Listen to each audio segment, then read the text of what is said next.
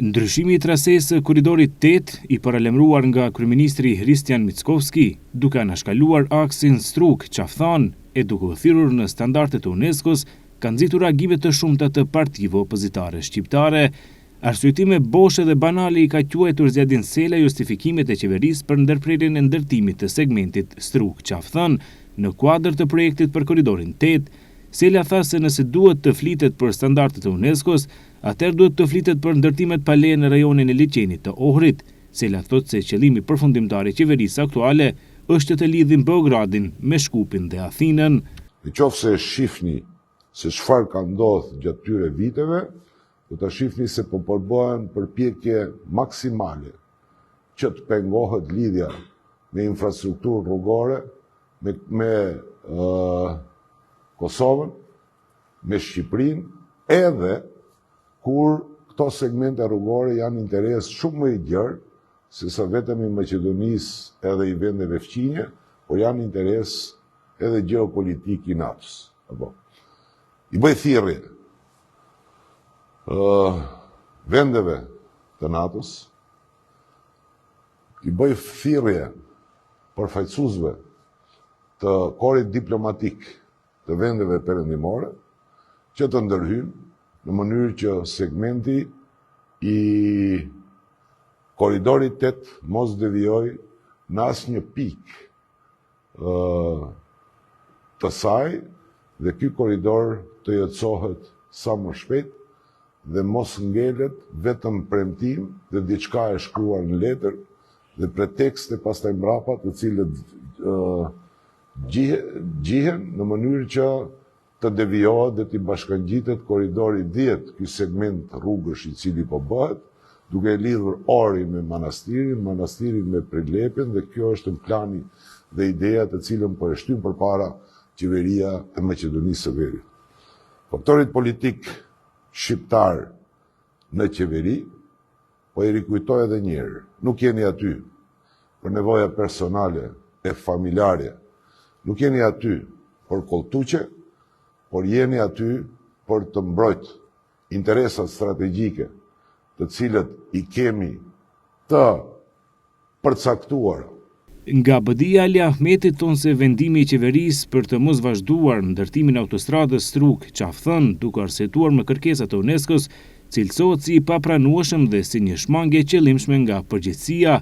Sipas tij, qendrimi i UNESCO nuk përbën një pengesë reale, por po përdoret si justifikim për të mbuluar një vendim politik që ndalon një korridor të rëndësishëm strategjik.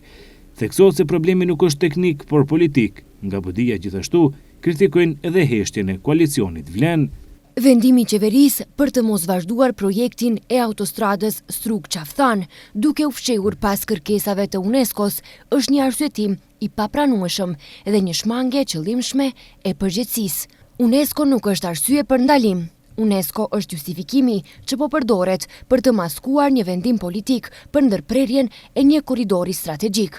Problemi nuk është teknik, është politik. Ajo që e bën këtë edhe më të rëndë është roli i Vlenit. Vlen është pjesë e qeverisë dhe mban përgjegjësi të drejtë për drejtë në një projekt që prek drejt për drejt lidhjen me Shqipërinë dhe interesin e shqiptarëve. Nuk ka pasur as qëndrim, as kundërshtim, as reagim. Kjo nuk është vetëm heshtje, kjo është bashkëpërgjegjësi. Të përdorësh UNESCO-n si mbulesë për ndërprerjen e lidhjeve strategjike është e papranueshme. Të jesh në qeveri dhe ta pranosh këtë pa fjalë është tradhëti politike, thonë nga BDI-a. Zëvendës ministre e transportit Kaltrina Zekolli deklaroi se punimet në kuadër të korridorit 8 po vazhdojnë dhe se ka përparim të dukshëm në të gjitha segmentet ku janë plotësuar kushtet ligjore dhe teknike. Megjithatë, për segmentin Trebenish-Qafthan, ajo theksoi se gjatë hartimit fillestar të projektit nuk është kërkuar mendim nga UNESCO, pavarësisht ndjeshmërisë së zonës. Ajo shtoi se në një takim të fundit mes ministrit Nikolovski dhe përfaqësuesve të lartë të UNESCO-s janë paraqitur vërejtje lidhur me projektin ekzistues, i cili sipas saj është trashëguar. Zekolli nënvezoi se për institucionin është shumë e rëndësishme që të mos vihet në rrezik statusi që vendi gëzon në raport me UNESCO-n. Punimet në kuadër të korridorit 8 janë duke u zhvilluar dhe progresi është i dukshëm në të gjitha segmentet ku janë përmbushur kushtet ligjore dhe teknike. Megjithatë, për segmentin Trebenisht-Qafthan është e rëndësishme të sqarohet se gjatë fazës së projektimit fillestar nuk është kërkuar mendim nga UNESCO, përkundër ndjeshmërisë së zonës. Në këtë drejtim, në takimin e fundit të zhvilluar para disa javësh ndërmjet ministrit Nikoloski dhe përfaqësuesve të lartë të UNESCO-s, janë paraqitur qartë vërejtjet për projektin aktual, të cilin ne kemi trashëguar. Për ne është thelpsore që të mos rrezikohet në asnjë moment statusi që gëzon vendi ynë në raport me këtë organizat.